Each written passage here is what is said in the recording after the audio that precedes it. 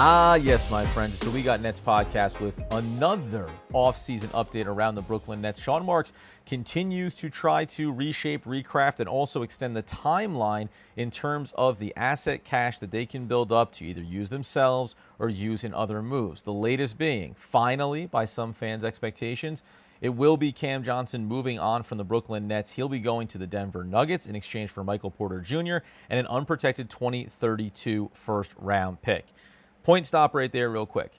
Getting a first-round pick, especially an unprotected one, that many years out, it doesn't really matter what franchise it's from, but not necessarily in the Denver Nuggets, a franchise that when the Joker comes to pass, when Jamal Murray is no longer there, right? That's a franchise that can go through a real dip here. So, that's enough years out that you can go ahead and speculate on what the value that's going to be, and you can also use it in another deal. The other side of this is obviously getting back a player, Michael Porter Jr., who is on the same contract timeline as Cam Johnson, right? Cam Johnson has 2 years remaining on his unrestricted free agent in 27, but he'll have 21.1 this year and then 23.3 in 26-27. Okay, great. So if you're the Denver Nuggets, you give up a pick that's so far out because you want to keep your window cooking, you want to start to switch this thing up, but you also want to get yourself more flexibility because Michael Porter Jr. is making 38.3 the upcoming season and then 40.8. So you end up, if you're the Denver Nuggets, sitting here and saying, we get ourselves 16, 17 million more this offseason to work with to try to continue to build out this roster. They saw, and I think actually it was reported too, that Bruce Brown is going to be signing a one-year deal with the Nuggets as well. So he's been there, left, and now is going back. But you can see if you're Denver, you know that you didn't have enough, right? You didn't have enough weapons. You didn't have enough depth. You didn't have enough pieces around a player like even one of the greats, maybe the greatest player in the game right now, in the Joker, to be able to make a deep playoff run in a very congested Western Conference. So you go out and make a move like this because you still maintain your sharpshooting, but you also give yourself more financial flexibility. I mean, listen, from a Brooklyn Nets perspective, we'll see. What does Michael Porter Jr. get turned into here? Going to be hard, at least right now in this moment, if I'm just off the top of the head. It's going to be hard for me to look at the Michael Porter Jr. money and think that there's another leg to this for Brooklyn to go ahead and flip him right now. Doesn't mean there won't be an opportunity maybe at the deadline. It doesn't mean that if he plays this entire season in Brooklyn, I mean, it's possible, and then turns around and has an expiring contract the following year. I don't know. I don't see a reason to speculate on what's going to happen next with Michael Porter Jr. in this moment. What you're getting in Michael Porter Jr. is a guy who we know a few years ago had real serious back injury, missed the entirety of the 21-2022 season practically. He played in only 9 games, but then since then, 62, 81, and then 77 this past season. He's a career 50% from the field. He's a career 40% from beyond the arc. He's a career near 80% free throw shooter, and he grabs you 6 boards and he gives you a handful of rebounds, right? Like he does some things for you. This is about the finances, and this is why the Brooklyn Nets, having the cap space and being in a position where they're not worried about competing, they're worried about making sure, as they develop all this young talent that they have on the roster now, that they still give themselves opportunities to make other decisions, whether it's this offseason or the next or the next or the next. Like 2032 unprotected, that's light years away from now, but it also matters. And I said this going back to when we were discussing on Locked On, when we were still on that show, Doug and I, about what do you need to achieve, right? Once you start to get back your own picks, and once you have all these haul of picks, when you trade away Kevin Durant, Kyrie Irving, James Harden, we know that there's all these different pieces that go into that, but everything you end up accruing in that process, it means that you should never, for the next decade, unless that superstar comes available, we get that. Keep the powder dry for a big move. But you should always be able to replenish your coffers so you don't have to worry about not having options year over year, every single draft, every single offseason. So the Brooklyn Nets now, when you go over and think about everything, they 5 first-round picks this past draft, just last week. But they get to turn around and say, yeah, and then going forward beyond that, we're also going to be sitting here and talking about how we have our own next year. Maybe they're going to end up getting another one somehow via trade. They're also going to have 3 in the 2027 draft class. They're going to have just one as of right now in 2028. They're going to have two in the 2029 draft class. They're going to have their own. They're going to have their own, and actually the Knicks as well in 2031. And now they're also going to pick up not only their own, but Denver's 2032, right? So you keep having these opportunities to take somebody else's pick, leverage it for another move you want to make, while always maintaining some type of stock for yourself year over year. That matters. Sean Marks, the Brooklyn Nets have not had their own picks to make every single year to try to figure out the young pieces that they want to develop, whether or not a star is going to get dropped in. You still need that supporting cast. So it really matters they're able to achieve that. There was a good note here dropped underneath Shams Charania's post as well. I'll give the credit out here to Bobby's Bets just because it's the first one that comes up here. Nets final draft haul for Kevin Durant. 9 unprotected first-round picks, 1 protected first-round pick, 2028 first-round pick swap, 2028 unprotected pick swap, and 3 second-round picks. That obviously extends off of the Mikal Bridges trade with the New York Knicks. Now the Cam Johnson trade here with the Denver Nuggets. And then you'll also still, if you want to keep doing this, and sometimes it's fun, wait to see what Michael Porter Jr. has turned into. Because you got Michael Porter Jr., because you had Cam Johnson, because you traded Kevin Durant, right? So this is what happens. You have this window, you try to kick it open with Kevin Durant and Kyrie Irving, and then with James Harden, and it blows up in your face. I don't care how you want to slice it.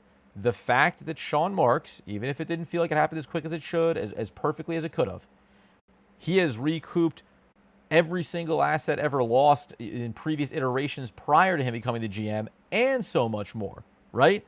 So it really is a nice move here for the Brooklyn Nets, and it continues to set them up for flexibility. I'm very curious to see what ends up happening here when we talk about next up for the Brooklyn Nets. Because I'll have to take a look here about where the Nets are going to stand following. And by the way, actually, just as we're sitting here as well, this was talked about in the offseason. Nets maybe a potential interest in returning Caris LeVert to Brooklyn. He signed a 2-year deal, $29 million with the Detroit Pistons. So Pistons go and make a move for themselves as well here, trying to improve themselves in the Eastern Conference. I mean, this started to come on a lot more later here. 3-year deal, Clint Capella with the Houston Rockets. He goes back to Houston here. You're also going to see players like Luke Cornett. He's going 4 for 41. San Antonio Spurs. Kayvon Looney is going to be going 2 for 16 with the Pelicans. So some teams probably, it started out kind of soft and a little bit timid as the free agency period officially began. You assume probably just some teams trying to see who's going where, what are the numbers going to look like. D'Angelo Russell came back to the Brooklyn Nets this past season via trade, as we know. He's going to go ahead and sign a 2-year, $13 million deal with the Dallas Mavericks. So he'll end up back there in Dallas. Interesting. And now you'll end up with Kyrie Irving and D'Angelo Russell back on the same backcourt again, together once again. So a lot going on here, right? I mentioned the Bruce Brown one before, but depending on who the players are, you're seeing where these numbers are kind of coming in. And again, to come back to this Michael Porter Jr. Cam Johnson trade, when you go back and look at it, think about the massive number that is. And it's not about comparing any of these players on the timeline here. But, I'm talking about $13 million here. 4 for 41s are getting thrown out. The big contracts, there'll be some in here, certainly. But that was a 3-year, by the way, $21.5 million deal with the Houston Rockets for Clint Capella. None of these deals are coming near the numbers that we're talking about, right? The 2 for 29 for Caris LeVert. Okay, wherever the money lines up there, but that's averaging $14.5 million per season. Again, were any of these guys at the point of a Michael Porter Jr. or at the point of a Cam Johnson, different spots in their careers? Yes, no, maybe so, who cares? But you see why teams want to try to get off of that big money. And the Brooklyn Nets have been in that position to be able to take on some of that cash. If we try to look up here real quick, I'll see if we have this up on the board yet for the Nets cap space. I think they were operating something in the 34-ish kind of range maybe prior to making this deal. So it's going to jump up, we know that, by $18 million following this trade. So you're going to see it, I guess, go up from the baseline was 63. Now we're talking a little bit north of 80. You still have to bring in all of the rookie contracts. I think that ends up being another like 10-ish or so million. Then you also get the returning contracts for Day'Ron Sharpe, for Zaire Williams as well. So I'm talking completely off the hip here. maybe we're looking at like 100 and something kind of million, probably in that range, somewhere around there. So the Nets can still do something else here. They're still going to be able to look and see where they maybe want to make an additional decision in this offseason.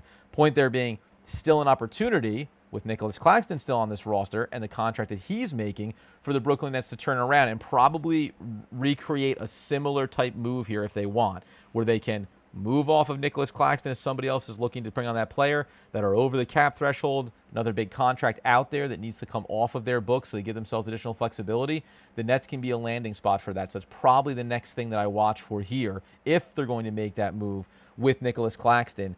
Who needs that help? We know the Lakers have been talked about, but that seems to have gone a little bit by the wayside here. Interesting to see what choices they make next. That being the case, this continues to be a very impressive free agency offseason for the Brooklyn Nets. Can still talk about the draft picks and how they're all going to fit. That you have to wait and see for that. But Sean Marks has done a pretty darn good job already finding ways to bring back players that the fans have wanted to see back, like Daron Sharp. I think Zaire Williams, we're going to do a whole nother discussion episode, maybe throw an article up that just really focuses in on how important he is returning, at least in the short term.